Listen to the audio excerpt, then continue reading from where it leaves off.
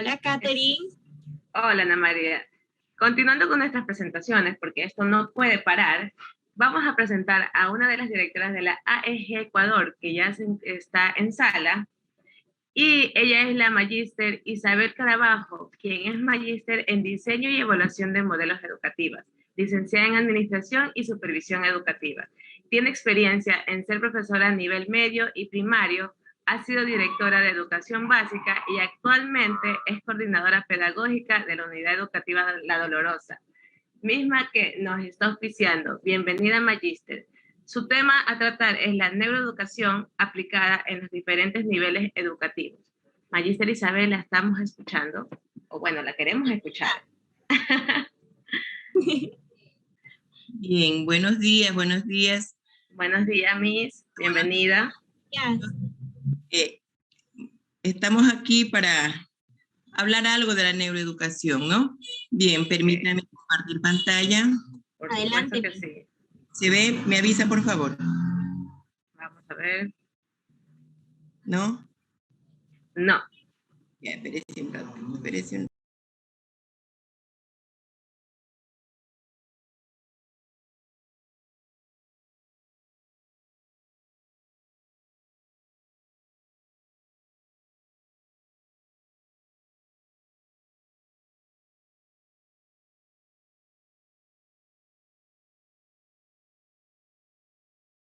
Cordiales desde Ecuador.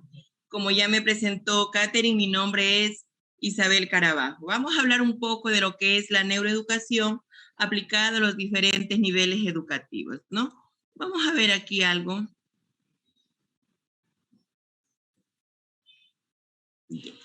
Dices, enseñar siempre es el patio y en la calle como el salón de clase.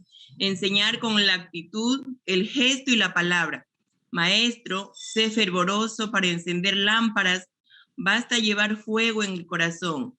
El amor a los niños enseña más caminos que el que enseña en la pedagogía. Esta frase nos dijo Gabriela Mistral. Bien. Un maestro es una brújula que activa los imanes de la curiosidad, el conocimiento y la sabiduría en los alumnos. Por supuesto, el maestro es la persona que guía, es la persona que instruye y como tal debe ser el ejemplo para sus estudiantes, debe ser el imán que atrae. Nosotros sabemos que a nuestras manos llegan estudiantes con un sinnúmero de dificultades, con un sinnúmero de problemas. Y nosotros debemos estar preparados para despejar muchas dudas en los estudiantes, para despejar sus curiosidades. Y todo esto debemos hacer con amor, ¿verdad? Dice la Biblia, el amor todo lo puede. Vamos a ver aquí. Todos estos 3 días hemos hablado de neuroeducación. ¿Qué es la neuroeducación? Es la disciplina que estudia el funcionamiento del cerebro durante el proceso de enseñanza-aprendizaje. Analiza el desarrollo del cerebro humano y su reacción a los estímulos que posteriormente se transforman en conocimientos. Vamos a ver la importancia. ¿Cuál es la importancia de la neuroeducación? La neuroeducación o neurodidáctica es una nueva visión de la enseñanza que se basa en aportar estrategias y tecnologías educativas centradas en el funcionamiento del cerebro. Esta nueva disciplina fusiona los conocimientos sobre la neurociencia, la psicología y la educación con el objetivo de optimizar el proceso de enseñanza-aprendizaje. Muy bien, por medio de la neurociencia, si nosotros combinamos la neurociencia, la psicología, la educación, hablando de educación, la didáctica, la pedagogía, nosotros podremos tener un buen resultado con los estudiantes. El estudiante podrá optimizar los aprendizajes, ¿no?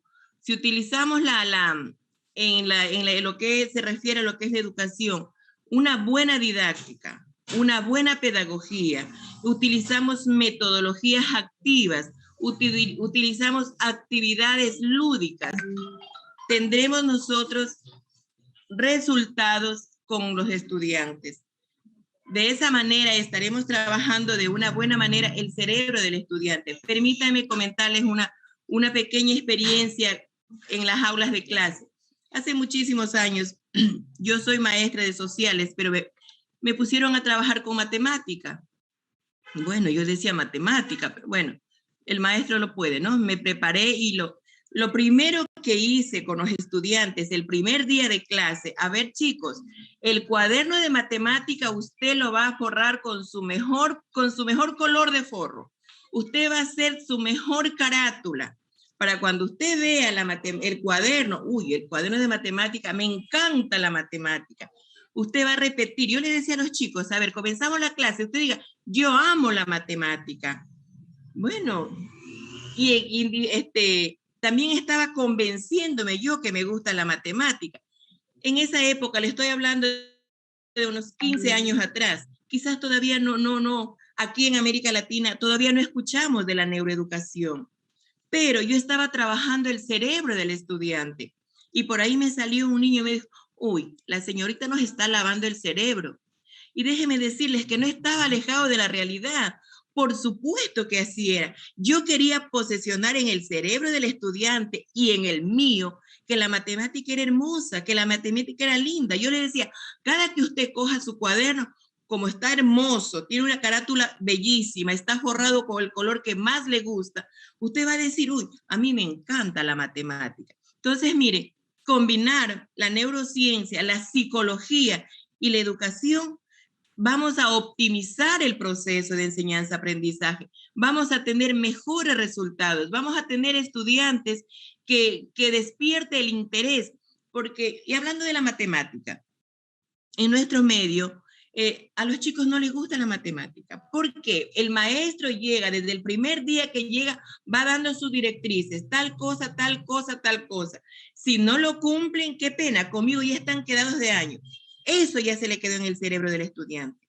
Si no cumplen, qué pena, se quedarán supletorio, en mi país, supletorio. Pero no es así. El maestro debe tener un lenguaje asertivo. El maestro debe hablar en positivo para sus estudiantes. De esa manera vamos posesionando buenas ideas, optimismo, metas en los estudiantes. La neurociencia es el título del sistema, es el estudio del sistema nervioso.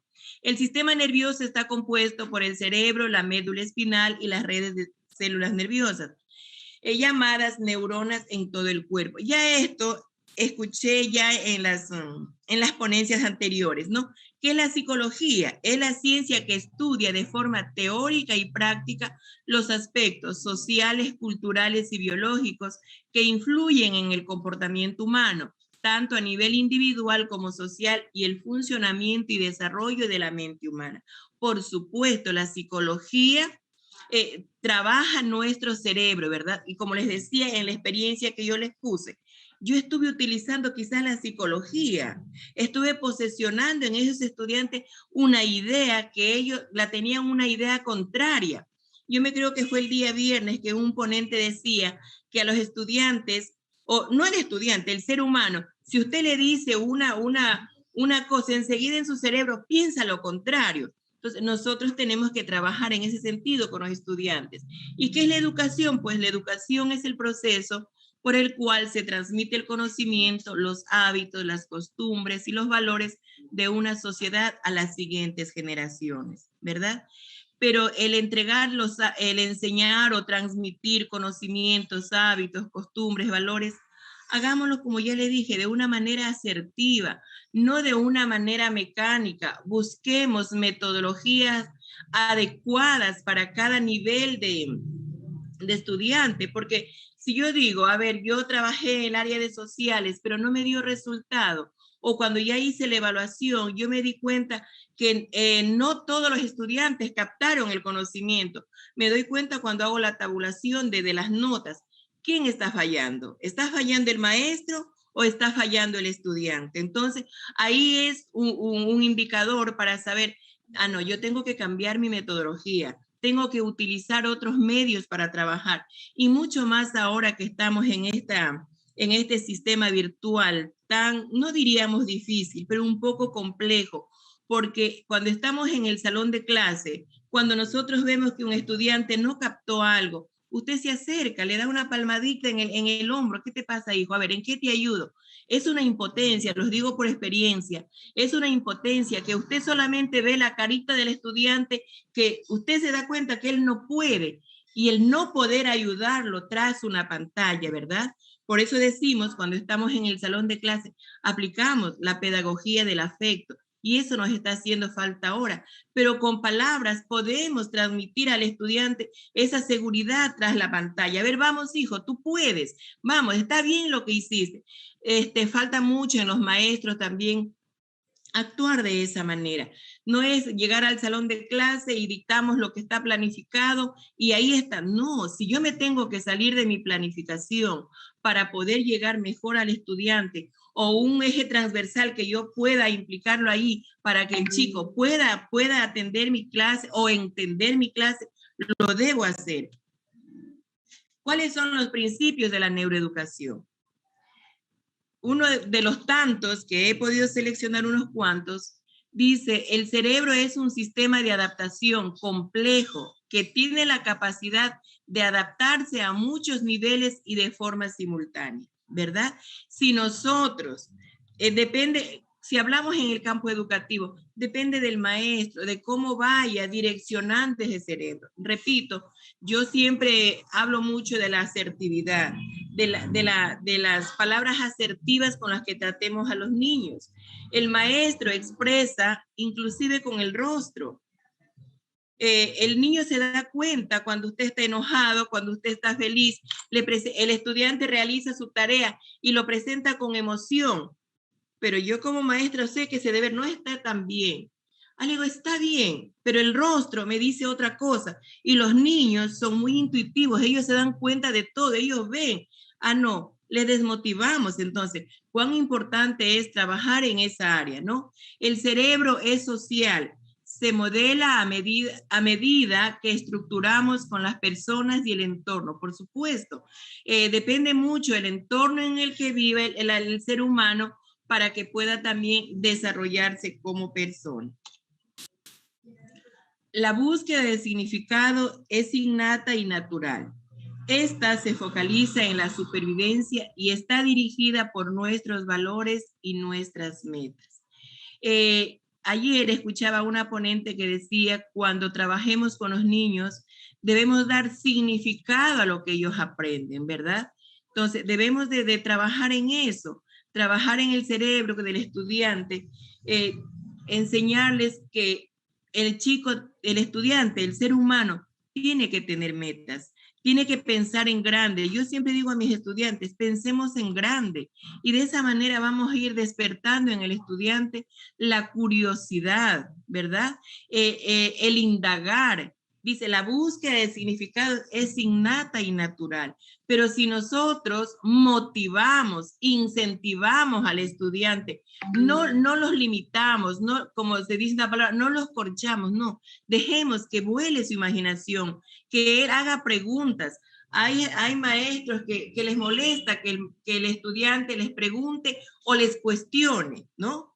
Entonces, debemos permitir, porque de eso aprendemos. El sistema educativo, la palabra lo dice, es un interaprendizaje. No, el maestro es el maestro, él es el que sabe y él todo lo sabe. No, el maestro aprende del estudiante y el estudiante aprende del maestro.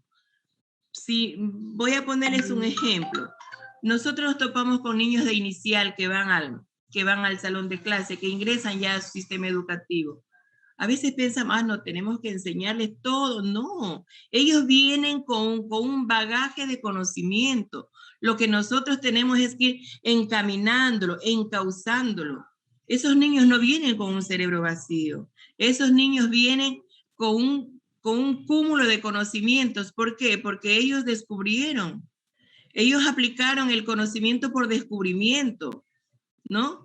Dice, la búsqueda de significado sigue unas pautas. Nuestro cerebro necesita y guarda lo que le resulta familiar, por supuesto. Lo que más nos interesa, el cerebro lo guarda, pero cuando lo que no le interesa, Se fue, ¿ve? Entonces, aquí también, aquí en esta parte, juega un papel muy importante el maestro, porque es el maestro el que le tiene que dar significado a lo que va a enseñar, para que ese conocimiento quede fijado en el cerebro del estudiante, que no sea un aprendizaje solamente para sacar el 10, porque lamentablemente eso es lo que persigue ahora el padre de familia, ver solamente su 10 en la libreta, pero no, o en el reporte de calificaciones, pero no se da cuenta si ese 10 significa que el conocimiento esté en el cerebro del estudiante. Yo me pregunto, si tenemos las libretas llenas de 10 y los cerebros vacíos, ¿qué sociedad esperamos? Tenemos que interesarnos porque ese conocimiento sea fijado bien en el cerebro del estudiante, que ese conocimiento le demos significado a ese conocimiento para que el estudiante tenga un buen aprendizaje y cuando se inserte al mundo laboral sea un ente útil, sea un ser humano productivo.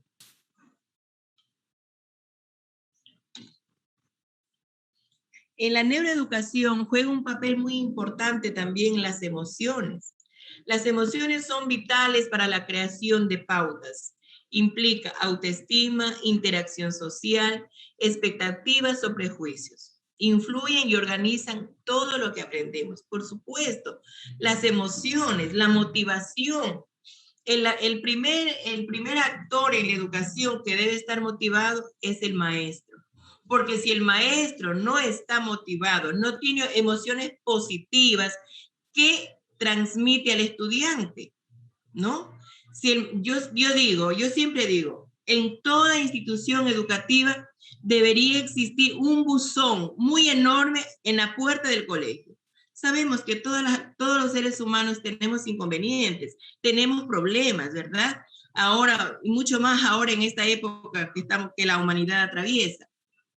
Pero llegamos al salón de clase, a la escuela, al colegio, depositemos todas nuestras preocupaciones en ese buzón, ingresemos al salón de clase dispuestos a trabajar con amor, con emociones positivas, con entusiasmo, con una actitud positiva, sacando de nuestro vocabulario la palabra no, ¿sí? Digo, el maestro es el ejemplo de los estudiantes. Si el estudiante ve a un maestro negativo, un maestro, repito, los estudiantes se dan cuenta de todo. Si a usted le ven triste, ¿qué le pasa a mí? Algo le pasa. Entonces, mire, debemos ir, repito, la palabra que yo siempre utilizo, con una acción positiva. Y de esa manera podrá haber una enseñanza eficaz y un aprendizaje óptimo, ¿no? El aprendizaje comprende dos tipos de atención. El cerebro se impregna de información de lo que es consciente y de lo que está más allá de su foco de atención inmediata. Cada cerebro está organizado de manera única, pero todos tenemos diferencias que son consecuencia de una herencia genética o en algunas ocasiones del entorno, ¿verdad? Nosotros sabemos que cada ser humano es un mundo diferente. Cada individuo tiene su propio estilo de aprendizaje y como tal nosotros debemos de trabajar. Muy importante para el maestro es conocer algo sobre las inteligencias múltiples y debemos de trabajar de acuerdo a sus capacidades, ¿no? No es que porque él no puede, por ejemplo, el chico se ha desarrollado la inteligencia lingüística o la inteligencia numérica y no le gusta hablar, todo lo contrario. Si yo veo que el estudiante no le gusta hablar en público, si el estudiante es un poco tímido, en esa área debemos de trabajar, ¿no? Entonces, y el cerebro se organiza, dice, de manera única. Pero todos tenemos diferencias que son consecuencia de una herencia genética. Repito, cada ser humano, cada cerebro es un mundo diferente. En el mundo ni siquiera los gemelos son iguales, ¿no? Somos únicos en el mundo, somos un solo molde, un solo modelo, y como tal debemos ser tratados.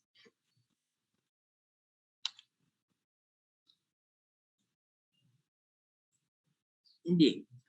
¿Qué se debe tener en cuenta para la enseñanza basada en la neuroeducación? Para comenzar, hay que tener en cuenta la neurodiversidad. Este aspecto explica que hay partes del cerebro que están configuradas de diferentes maneras, por lo tanto, existen múltiples formas de aprender. Por esta razón, los hábitos y estrategias son específicos para cada persona, pues cada uno tiene su método y ritmo de aprendizaje propio. Esto lo dice Caballero, que lo hizo una publicación en el 2018. Repito, cada estudiante tiene su propio ritmo de aprendizaje. Los chicos vienen la primera escuela del ser humano es el hogar. En el hogar donde aprenden los principios, los valores y llegan a la escuela a reflejar lo que aprendieron en casa. Si nosotros vemos que esos hábitos, esos comportamientos, esas conductas no son las adecuadas, aquí estamos nosotros, ahí está el maestro para irlas encauzando, para irlas formando como la sociedad demanda, ¿verdad? Adicionalmente, es necesario tener en cuenta los factores motivacionales. Yo creo que en todas las ponencias que las personas que han intervenido han hablado sobre la motivación. ¿Cuán importante es la motivación? Repito, hasta con la mirada usted motiva, ¿no? Siempre tenemos que motivar al estudiante a salir adelante, a hacer mejor las cosas. A veces nos topamos con estudiantes que no trabajan como nosotros quisiéramos. Y el maestro, como en la educación tradicional, no, repita, va a repetir 1000 veces para que escriba bien. Desde que le dice va a repetir tantas veces, su cerebro empieza a rechazar eso. ¿Por qué? Porque obvio, en repetir no va a fijar el conocimiento. Todo lo contrario, debemos de motivarlo. A ver, vamos, tú puedes, vamos a mejorar. Tú eres un ser inteligente, vamos, tú puedes seguir, ¿no? Dice, ya que esto va a ser un facilitador para consolidar los conocimientos, por supuesto.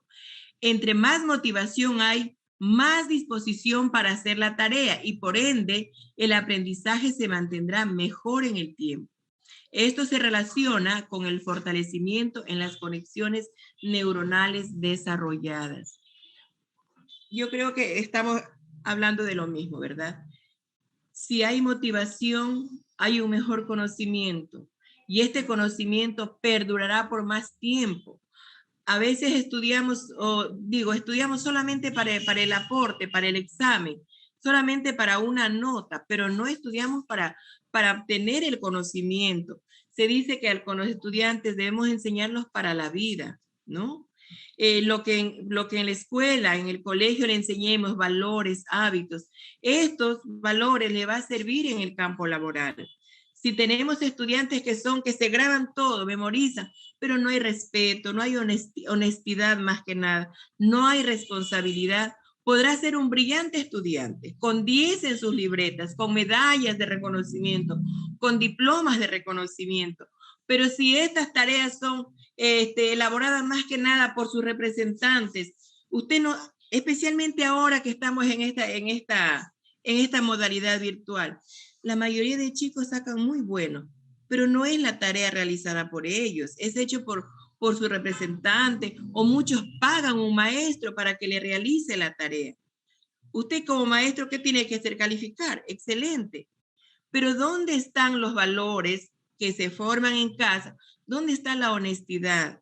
¿Dónde está la responsabilidad? Esos son los valores, los hábitos que debemos de crear para cuando este chico que todo tiene 10 vaya al campo laboral, combine su conocimiento científico que aprendió en las aulas escolares con los hábitos y los valores, ¿no? Adicionalmente, es necesario tener en cuenta, ya leímos esto. Esto se relaciona con el fortalecimiento en las conexiones neuronales desarrolladas, ¿no? Vamos a ver aquí aspectos relevantes para la aplicación de la neuroeducación. Esto traté de copiarlos tal cual, ¿no? No es creación mía, más adelante está el autor.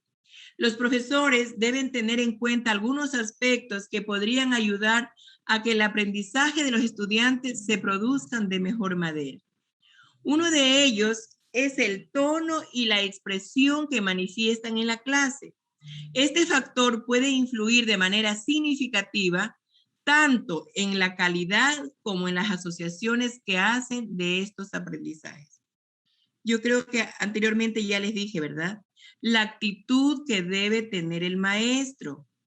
El maestro debe de tener un tono de voz acertado, ni exagerado para infundir respeto o muchas de las veces para infundir miedo, porque lamentablemente hay que decirle, todavía hay maestros que piensan que siendo, discúlpeme la expresión, bravucones, llegan más al estudiante. No es así. Infunden en el estudiante temor, ¿no? Tampoco voy a ser tan suave que el estudiante haga lo que le da la gana. No, el maestro tiene que equilibrar sus emociones, ser como tiene que ser, sí cuando es sí y no cuando es no, ¿verdad? Como es la madre en casa. La retroalimentación también es un aspecto relevante, por supuesto. Cuando nosotros procedemos a realizar una evaluación, la evaluación no es solamente para calificar una nota al estudiante. Yo digo que la evaluación también me califica a mí como maestro. Porque si yo veo que un porcentaje mayor de estudiantes no alcanzó los aprendizajes requeridos, ¿qué me está demostrando? Que yo como maestra no llegué de manera adecuada al estudiante. Entonces, este resultado de evaluación me lleva a una retroalimentación, tanto para los estudiantes como para el maestro. Vamos a socializar las destrezas. Aquí en Ecuador trabajamos con destrezas con criterio de desempeño, las destrezas que los estudiantes no lograron desarrollar. Entonces vamos a ir haciendo esa retroalimentación. Dice, sostiene que el aprendizaje tiene como base la capacidad del cerebro para autocorregirse y aprender de las experiencias que vivió con ellos. Por esta razón, es necesario dar al estudiante el tiempo de reflexión para que encuentre el sentido a lo que hace. Como resultado, el aprendizaje va a tener una buena consolidación en el cerebro. Por supuesto que sí. Si yo trabajo de la mejor manera, si al estudiante le doy todas las herramientas para que él pueda demostrar lo que en su momento yo pude impartir, yo tendré un buen resultado, ¿verdad? Los docentes debemos entender que cada cerebro funciona de manera diferente. Por lo tanto, las rutas de aprendizaje deben ser variadas para así poder llegar a todos los estudiantes. Además, se necesitan cambios constantes y experiencias que pongan desafíos, tanto cognitivos como sociales. Todo esto con el fin de facilitar el proceso de memorización y generalización de la información. Mire. Cada cerebro funciona diferente, por supuesto. Aquí me lleva a pensar que nosotros debemos de cambiar, no vamos a estancarnos en una sola metodología, debemos de ir cambiando. Yo diría, yo comenzaría desde cómo está estructurado mi salón de clase. Nosotros aquí en la costa estamos terminando el primer trimestre. Si en el primer trimestre, bueno, la mayoría están en casa, ¿no? A ver, trabajaron en un espacio de su hogar. Hablemos con la mamita, a ver, ¿qué le parece si en este trimestre al niño le pone en otro sector de su sala de la casa? Porque en la actualidad nuestra sala se convirtió en salones de clase, nuestros dormitorios se convirtieron en salones de clase. Cambiemos y cuando, si Dios lo permite, retornemos ya a las salas presenciales, cambiemos cómo está estructurado el salón de clase. A ver, tenemos forma tradicional, los niños, las bancas una tras de otra. No, para este otro trimestre, para este otro mes, vamos a cambiar, vamos a hacer en grupos, vamos a poner en U, porque cuando el chico llegue su primer día, su primer periodo a su nuevo periodo a clase, uy, se va hasta emocionar, uy, la Miss nos cambió de lado las bancas, ¿no? Cambiemos, ubiquemos a los estudiantes, al que menos puede, con el que más puede. Entonces, mire, demos facilidad, cambiemos también esa manera. A ver, en el mes pasado yo trabajé con lecturas. Hoy vamos a trabajar, en este mes vamos a trabajar con videos. Vayamos cambiando para que el estudiante vaya asimilando. No hagamos esas clases monótonas donde el estudiante a veces hasta ya sabe lo que usted va a decir. Ah, ya mismo la misma va a decir eso. Y es verdad, entonces, mire, cambiemos, dice, necesitan cambios constantes y experiencias que pongan desafíos, tanto cognitivos como sociales. Todos estos cambios, todas estas novedades facilitarán el aprendizaje del estudiante.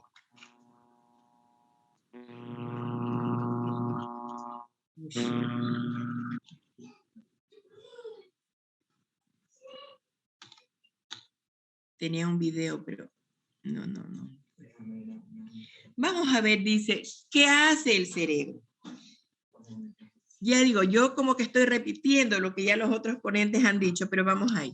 El cerebro controla lo que piensas y sientes, cómo aprendes y recuerdas y la forma en que te mueves. También controla muchas cosas de las que apenas te das cuenta, como el latido de tu corazón y la digestión de la comida. Piensa en el cerebro como una computadora central que controla todas las funciones de tu cuerpo. El resto del sistema nervioso viene a ser una red o entramado que envía mensajes en ambos sentidos entre el cerebro y distintas partes del cuerpo. Lo hace a través de la médula espinal que desciende por la espalda del cerebro, contiene nervios en su interior, unos filamentos que se ramifican hacia los demás órganos y partes del cuerpo. Mire, entonces, el cerebro podríamos decir que es la parte principal de nuestro cuerpo, ¿no? Lo que yo pienso, eso hago. Lo que yo escucho, lo proceso. Repito, por eso debemos hablar y actuar con mucha asertividad, ser muy coherentes en lo que decimos y en lo que hacemos. Estamos frente a 20 cerebros frente a nosotros, que cada uno receta a su manera y actúa a su manera. Entonces, el maestro debe ser el ejemplo. ¿Por qué les digo esto? Que el ser humano, bueno, no solamente el maestro, todos los seres humanos debemos de ser muy coherentes en lo que pensamos, en lo que decimos y en lo que hacemos. Porque si estamos frente a unos estudiantes que están aprendiendo de nosotros, yo no puedo decir una cosa y hacer otra. En el salón de clase les damos la mega conferencia de valores. No tenemos que mentir, tenemos que ser solidarios. Bueno, los maestros saben un sinnúmero de valores que nosotros trabajamos con los estudiantes. Ahora yo les pregunto, ¿estamos cumpliendo? Nosotros hacemos lo que decimos, ¿no? Porque nosotros para ¿cómo sería la palabra? Alabarnos, decimos miles de cosas, pero nuestro cerebro sabe que lo que yo estoy diciendo, yo no lo estoy cumpliendo. Entonces, yo de mejor manera enseño a mi estudiante con el ejemplo, ¿sí?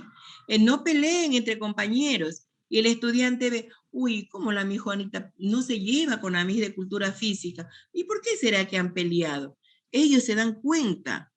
Entonces, cuando usted vaya al salón de clase y le dice, es que no tenemos que pelear entre compañeros, nosotros debemos de amarnos porque somos la familia, somos aquí, este es su segundo hogar, pero ellos saben, sí. Ellos están viendo, ¿sí? 10 minutitos para concluir. Gracias. Bueno, Miss, gracias. Entonces, ellos se están dando cuenta, uy, la Miss no está diciendo la verdad.